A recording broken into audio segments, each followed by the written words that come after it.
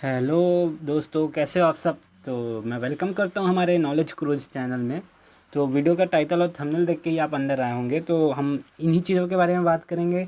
हमारी जो सप्लीमेंट्री से रिलेटेड जितनी भी वीडियो है, जितनी भी आपकी डाउटें हैं, सब एक इसके पहले वाले वीडियो, इसके और पहले वाले वीडियो पे हमने सब कुछ बता दिया। तो इस वीडियो पे हम बात करने वाले हैं कि आपका जो सप्ली आया है तो उस पर आपको कैसे पढ़ना है, कैसे आपको अपना सप्ली क्लियर करना है। जो फेल हो गए हैं वो बच्चों को भी यही एडवाइस है कि आप सप्ली वालों के साथ बैठोगे तो आपका भी पेपर उसी आएगा।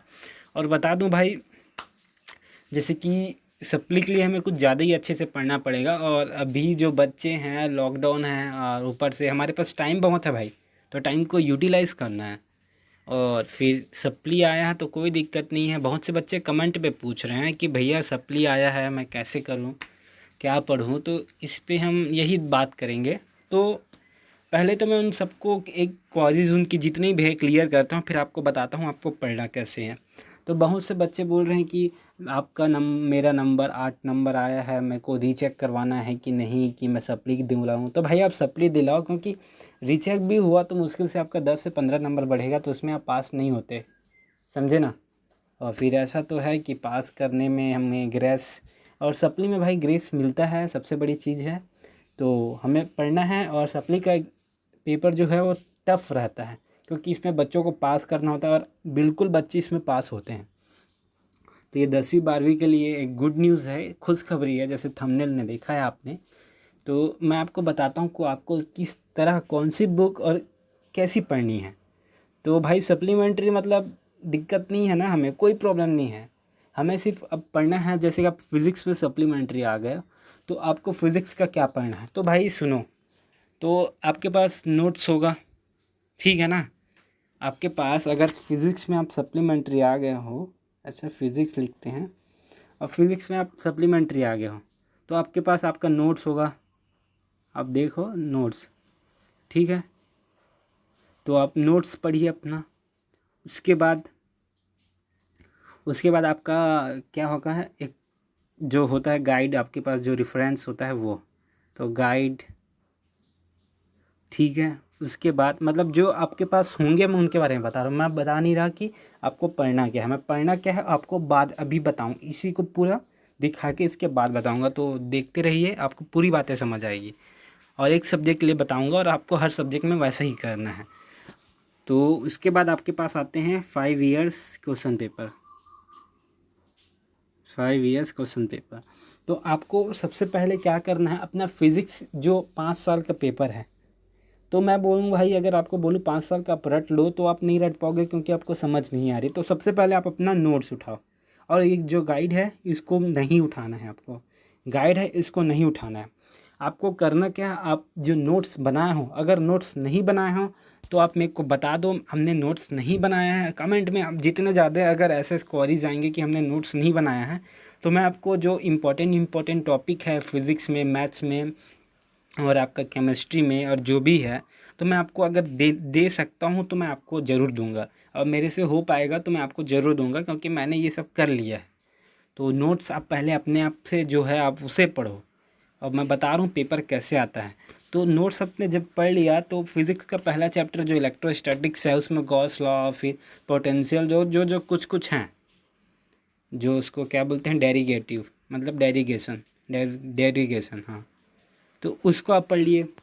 और ये इसको पढ़ने के बाद, नोट्स को पढ़ने के बाद आपको 5 साल का कंप्लीट पढ़ना है, A to Z रट लेना है, क्योंकि आएगा तो इसी में से। हम सीजी बोर्ड वाले हैं, और सीजी बोर्ड वालों की एक अच्छी बात क्या होती है, जो हमारे पास जो प्रबोध नवबोध होता है ना, अक्सर ना जितने भी क्वेश्चंस होते हैं, अगर आप और इससे ज़्यादा पढ़ना चाहते हो, आपका मन नहीं लग रहा कि मैं इतने से पास हो जाऊँगा, तो आप प्रबोध उठा लो। प्रबोध को कुछ नहीं, बड़े बड़े को ना रटो, छोटे छोटे जो एक एक दो दो नंबर का है उसको रटो, क्योंकि वो सेम टू सेम उठ के आते हैं, समझे। इस समय तो फिज़िक्स के जो एनुअल एग्ज़ाम में थे उसमें फिज़िक्स के प्रबोध नहीं आए, लेकिन केमिस्ट्री के प्रबोध से बहुत सारे फंसे थे। तो वो करिए। तो आपको, आप कुछ भी अगर पढ़ रहे हो तो सबसे पहले आपके पास भली बात ही नोट्स होंगे, तो पहले आप एक दिन में एक चैप्टर कंप्लीट करो। उसमें से 5 से 7 इंपॉर्टेंट टॉपिक होते हैं एक चैप्टर में, पूरा चैप्टर नहीं पढ़ना है। ऐसा खेलते कूदते टाइप का पढ़ो। और अभी ये जुलाई में कोई एग्ज़ाम नहीं होने वाला, तो जुलाई आपके पास पूरा टाइम है।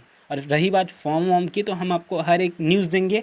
बस आपको करना क्या है, चैनल को सब्सक्राइब करना है।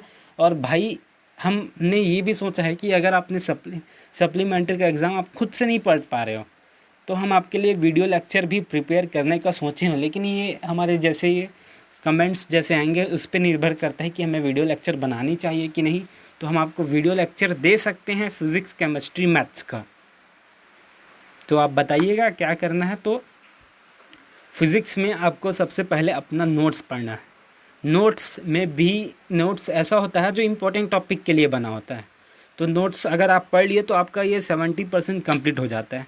और 5 साल मैं यूँ बोल रहा हूँ ताकि आप मेरे को एग्ज़ाम देने के बाद एक दिन बाद गाली ना दें। ये दोनों को आप पढ़ लिए ना तो भाई आपका मैं बताऊँ, आपका मतलब आप 70 नंबर का भी फिज़िक्स पेपर दे रहे हो तो आपका 50 से 60 नंबर का बन जाएगा। क्योंकि सप्लीमेंट्री में ज़्यादा एग्ज़ाम मतलब मार्क्स नहीं देते लेकिन पास ज़रूर कर देते हैं।